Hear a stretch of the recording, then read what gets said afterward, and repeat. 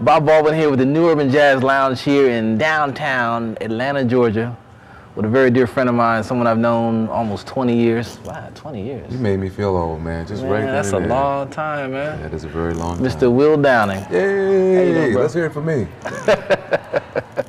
So, Will, like I said, I've known you for a long time, and we met in New York City. In fact, I was driving to a venue, and I heard Wishing on a Star for the first time. And within like 60 minutes, you popped up in the club. Well, what was that all about, man? Hey, man, ask and you shall receive. Oh, my goodness. I mean, hopefully you'll buy a lottery ticket and, you'll think about me and, maybe you'll win or something strange like that will happen. Well, in any case. I think we were doing a benefit for Yogi Horton, who, wow. Yeah, who committed suicide from the Banjos band, left behind a couple children. So that's how we met, man. And next thing you know, Dream Fulfilled came out in 1991. Yeah. And as they say in the showbiz, the rest is history. His story. That was your first record in the U.S.? That was actually, it was my third record in the U.S. It was my first popular record in the U.S. Okay. The other ones prior to that one actually sold very well overseas, and I used to work quite a bit in the UK. Cool. But A Dream Fulfilled was probably the first record that I released that the American public kind of jumped on, and thank God for that. I've been working ever since. You had I Try in there and everything, man. That's right. I Try. A song called She. She, that's right. Yeah, that's right. My pleasure, man. Thank you. So now, how many have you done since then, bro? Since then, well, and collectively I've done 13. This is my 13th CD. Okay. So very excited about that. And your latest is called? After Tonight. Cool. After Tonight. After Tonight. After Tonight. Man, that record came out the November of 07? It came out in October of 07 and actually entered the Billboard charts #1. Wow, man. That's Billboard awesome. R&B charts #1. Considering what you've been going through in the last few months, man, that's an incredible feat. You know what? You hear a lot of people say it, but I'm really blessed. For those who don't know, in the latter part of 2006, early part of 2007, I was diagnosed with something called polymyositis, which is a muscle debilitating disease. And it basically took away my ability to walk, took away my ability to use basically my limbs as a whole. And Bob came to visit me, and I didn't realize how bad I looked until like about 2 days later. When you were there. I mean, I looked at myself, I was like, that's some pitiful looking stuff. Oh man, please. But my real friends came out and showed me some love. I mean, you and I played in October in North Carolina, 06. That's right. And we took pictures. I look at that. I got to send you a copy of that picture, man. And shortly after that, you fell ill, man. Yeah, I went down like 4 flat tires, baby. Gone. Man, well, actually, when I saw you 6 months ago, you had even, you picked up a lot of weight since the last time I seen you. Yeah. I was a decent size before. When I got extremely sick, I dropped about 100 pounds. And thank God I'm working my way back. So. Man, what was it like to be off the road for a whole year, man? You know what? Honestly, I wasn't even thinking about the road or music in general. I was just worried about, just staying alive and my health more than anything else. So, you do what you have to do. In a warped sort of way, I almost look at it as being a sign for me to slow down a little bit. And maybe it was, one of the best things that ever happened to me, just to kind of, just slow down and look at life for what it really is. Kind of hear yourself breathe for a few months. Yeah, because when I was hitting it hard. Yeah, you were on the road a long time, man. Oh yeah. Every weekend we were somewhere, on somebody's stage working. Pretty much since, 91, 90, right? Yeah. When that Dream Fulfilled record came out, yeah. Your dream was fulfilled. My dream was fulfilled, yeah. But I'm sure the last 18 months, man, definitely been a challenge for you, but you definitely make a nice comeback, man. Thank you very much. I'm glad to see that you're still hanging in there. Now, when you did this album, you started it and then you got sick. Right. So half of it was done regular voice, and then the other half we kind of Frankenstein this record together, as I say. I'd started the record in 2006, and in the latter part of 2006, I got sick. So I'd completed like 3 songs, and it's a 10-song CD. So the other 6 songs I basically did from my wheelchair or from a hospital bed.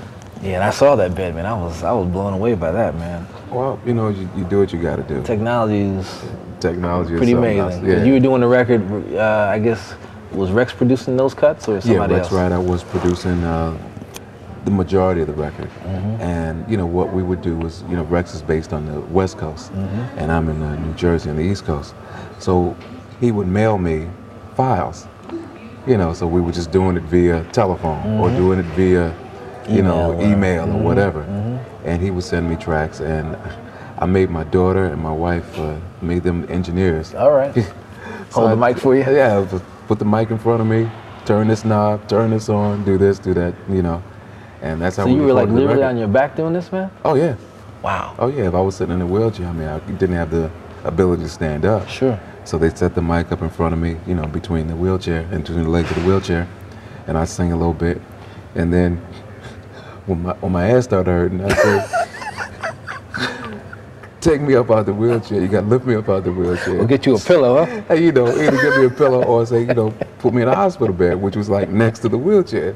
So they put me in a hospital bed, and I'd be laying on the bed. I say, put the pillows behind me, and I'd be laying like this. And I say, all right, now take the microphone, pull the arm of it down, and put the mic in front of me, and I'd be laying there, and I'd start singing, and I sing that way. Then when I got tired of that, either I'd go to sleep or I'd say, all right, take me out the bed, put me back in the wheelchair again. Wow. And that's the way we recorded the record. So you were pretty much on your back for how long? I was down basically for the year. I went to the hospital January 3rd of 2007, and I was in and out of the hospital. I was in the hospital for about 7 months. Right. For all of 2007. You caught pneumonia? Yeah. Well, you... I can't it rains and pours, huh? Man, I was just sitting there going, why me? What did I do? And man, you made it, man. I made it a mighty way. Yeah, it wasn't time for you to boogie out of here, man. No.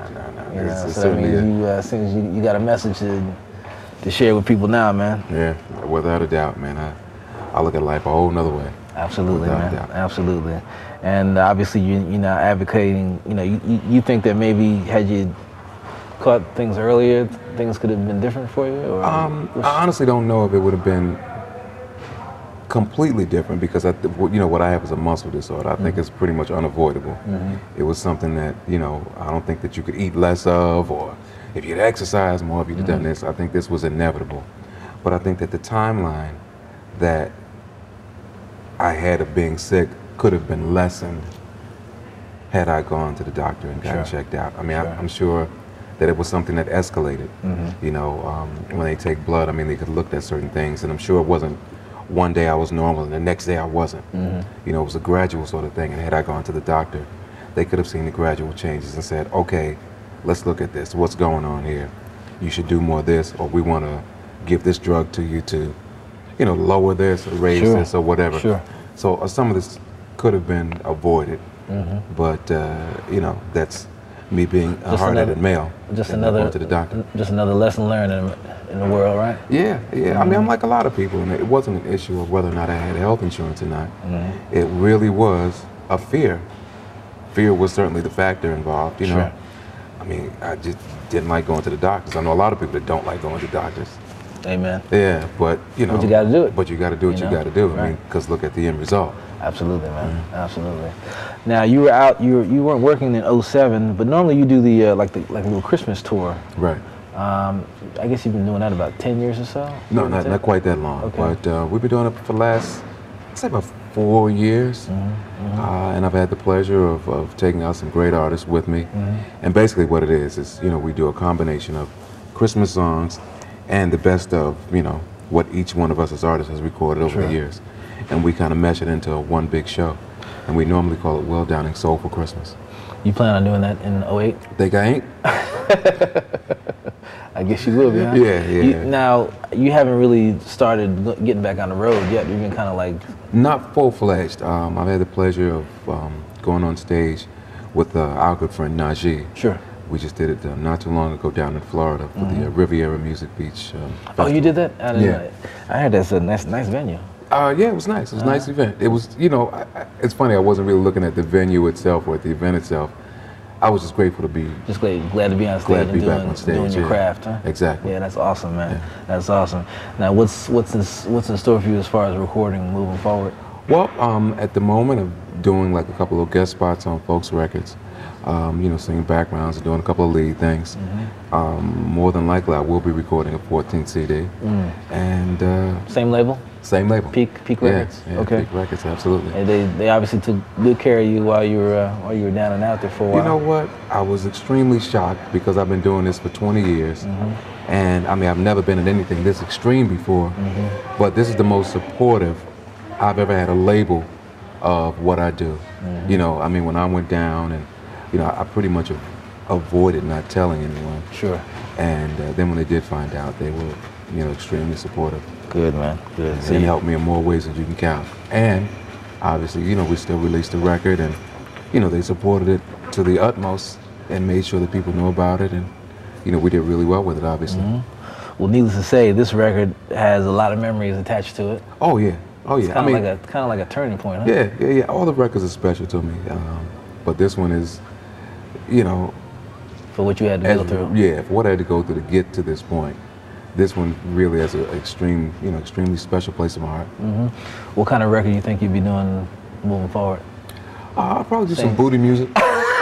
There you go. Inspiring, man. Yeah. That's great. Yeah, you're gonna start a whole new trend. Yeah. Booty music, without a doubt. You gonna dance too? Well, think I ain't? Come on. I tell you, boy. Party and the party just ran on through. Come on now. The music business has obviously changed. Will Downing doing booty music. Doing booty music. That's great, man. Thank you. I'm proud of you. So listen, always good to see you, my man. You too, Bob. This is Will Downing, Bob Baldwin here for the Newurbanjazz Lounge, hanging out here in Atlanta, Georgia. You'll be here for how long, man? For a few days. Okay, cool. For a few days. And we look forward to hearing more from you musically and continue the strength, man. Godspeed, bro. Thank you very much, sir. Appreciate it. Booty music. Booty